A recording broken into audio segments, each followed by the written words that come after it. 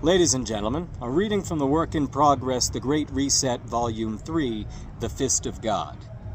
Ghislaine Maxwell, girlfriend of Jeffrey Epstein and daughter of Mossad legend Robert Maxwell, owns a mysterious company called TerraMar. Its base is a Manhattan property owned by the notorious Hensau family, was funded by the Clinton Foundation, and is considered a micronation with UN-issued passports for the ocean, which offers its citizens diplomatic immunity. Emir Dosal, the special representative of the Secretary General of the International Telecommunication Union for Global Partnership, said, and I quote, "I want to introduce the founder of the TerraMar project. She controls the oceans around the world. If you look up the website, you have the option to buy up parts of the ocean through her. I invite my dear friend Ghislaine Maxwell to tell us how to own the oceans." Val made a face of bewilderment. "How can you own the ocean?" "Here's a picture of her," Priya said, enlarging a photo, being helped by a dockhand out of a small personal submersible. "Is that like a submarine?" Guy asked. Priya rolled her eyes. "Yes," she said testily, "a submersible is a submarine." She then edged herself sideways to turn at least some of her back to him, symbolically excluding him from the conversation. "She likes to travel underwater and is sometimes gone for days at a time. But to where? That's the great thing about it. She cannot be tracked. I have reason to believe she has several underwater resorts, almost as big as small cities, where people can spend all the time they want away from the prying eyes of society, doing the kinds of things Maxwell and Epstein were offering on Sex Slave Island." "Jesu Cristo," Valentina whispered. "Exactly," Priya said, warming to her. At a UN conference, she did a presentation and said that through TerraMar, she was actually representing the interests of Jeffrey Epstein and the Clinton Foundation, which seeded her project with millions of dollars in funding. But since his arrest and so-called suicide, it's come to light what his real interests were, so I started digging to find out how they were represented. Is TerraMar part of a vast ocean child trafficking network? So, a year and a half ago, Epstein famously committed suicide. His death was extremely suspicious, and he was either murdered to protect the people he'd been blackmailing, or his death was faked and he was transported out of the facility. The guards fell asleep and the security cameras malfunctioned at the same time he died, which seems a bit too convenient.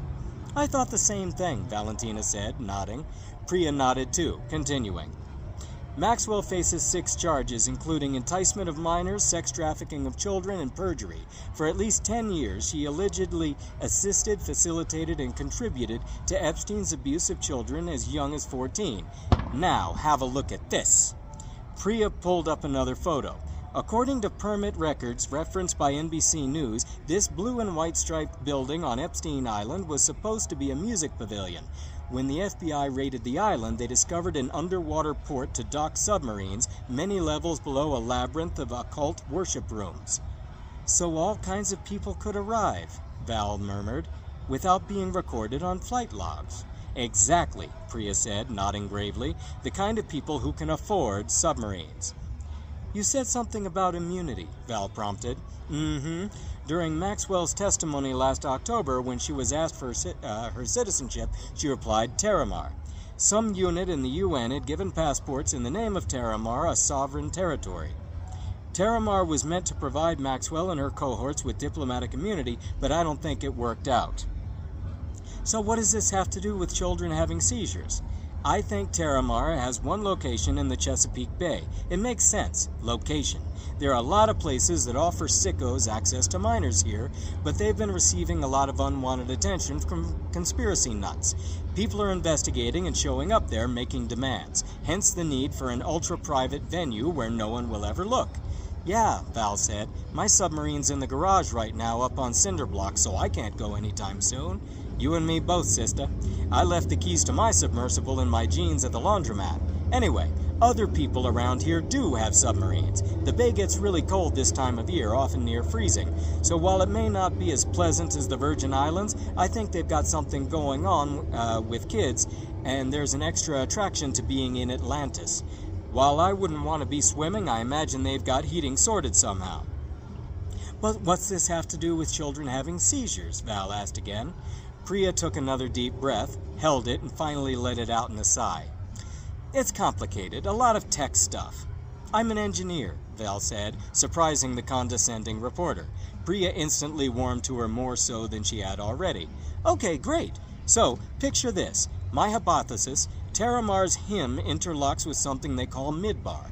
Both sync off of a discipline signal. Hymn and midbar are the system clocks/conductors, the rhythm section that keeps TerraMar and its satellites of infrastructure in phase.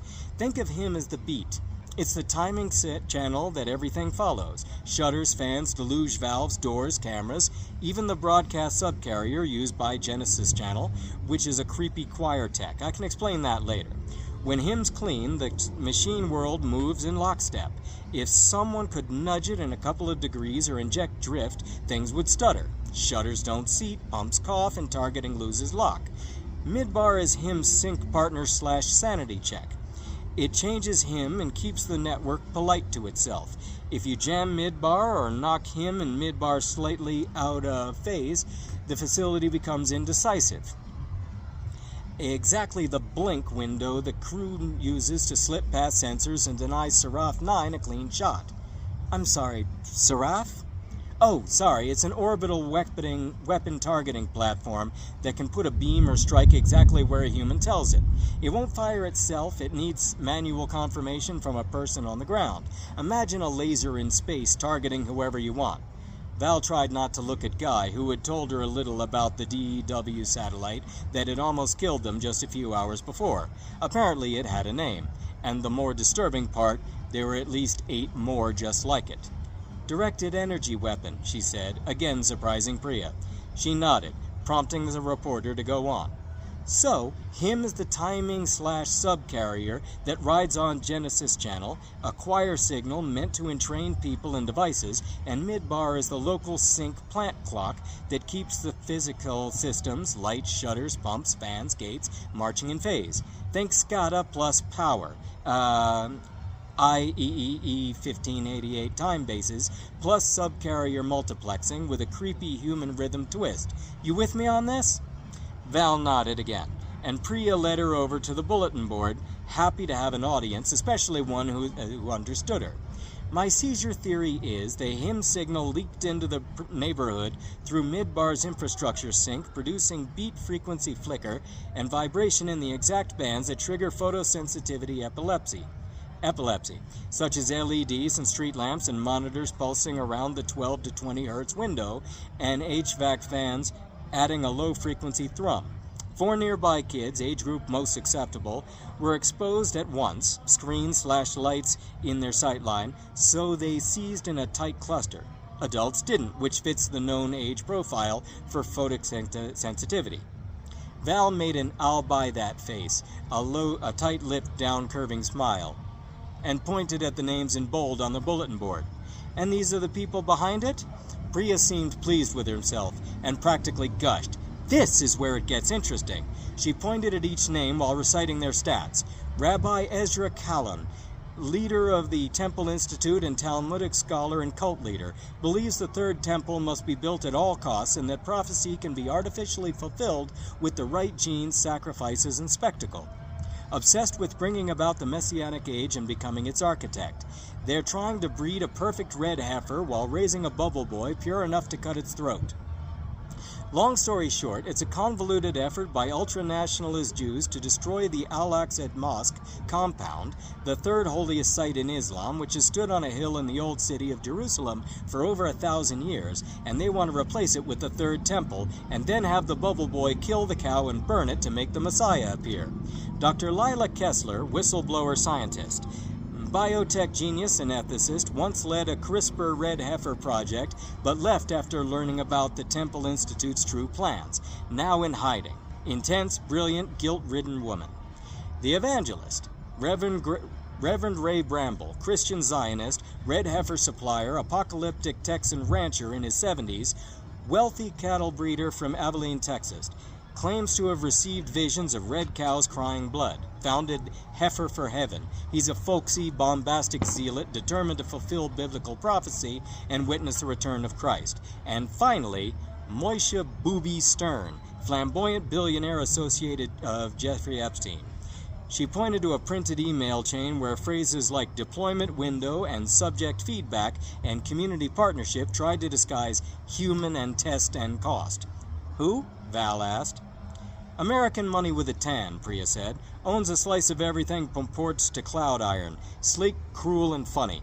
He once fired a COO by FedExing him a single shoe. Guy snorted despite himself. Why one shoe? He said it was a joke about the other shoe dropping, Priya said over her shoulder. You've tried going public, Guy said, not guessing, remembering. Priya shrugged. Editors like evidence that fits in a headline. Lawyers like not getting sued. My last story got killed in a Standards with a note about insufficient corroboration and extraordinary claims. She looked at Val. So you strike me as the kind of woman who can handle extraordinary. Val studied Priya the way she'd look for a trap. What do you need from us? The reporter held up her other hand. A laminated card flashed. Building Trades Locale 203 on one side, City Auditor Temp and a barcode on the other. Both real enough to survive a bored guard's yawn. You could get in where I could not. Let's say I'm afraid of heights. Why should we trust you? Val asked. Priya's laugh was short and mirthless. Because I showed up in the street and knew your name. Because I can make your life worse and choose not to. Because I'm petty enough to want him, the shoe guy, to know exactly who helped end his party. She jumped at a sudden grating noise and turned to see her printer over on the desk had started up. She hurried over to look at it and frowned at sticker sheets, her sticker sheets, ticking slowly out with QR codes printed on them. What the hell is this? She demanded. Then Guy's voice startled her again, coming from the kitchen. I took the liberty. Hope you don't mind. His voice was careless, which surprised Val. He was normally more of a knight in shining armor type. No, wait, she corrected herself. He's a thief and a liar. And there he was, with 2 hot cups of coffee, extending one to Val. Didn't want to interrupt, he said, suddenly not seeming to Priya like the chump she'd taken him for. He took a sip of his own and went to go check on the charger of his invisibility suit, the wire snaking out of his backpack, another liberty he had taken. Yours is still in the pot because I only found 2 mugs. Yes, Priya thought bitterly, mine and the unused one I bought in case I ever had company. A few minutes later, Priya watched them walking down the sidewalk from her window, and her brow furrowed as she noticed Guy holding a blue umbrella as if it were a cane. She scrambled around her couch to look at the corner by the door, and scowled, going back to glare at them through the window. They're coming straight for you, she said into a small radio, and they took my lucky umbrella. Make sure you get it back to me. Over. A drive-through window voice said, Roger that. And if Priya had thought to check her messenger bag sitting on the rattan chair, she'd noticed Guy had taken her gun, too.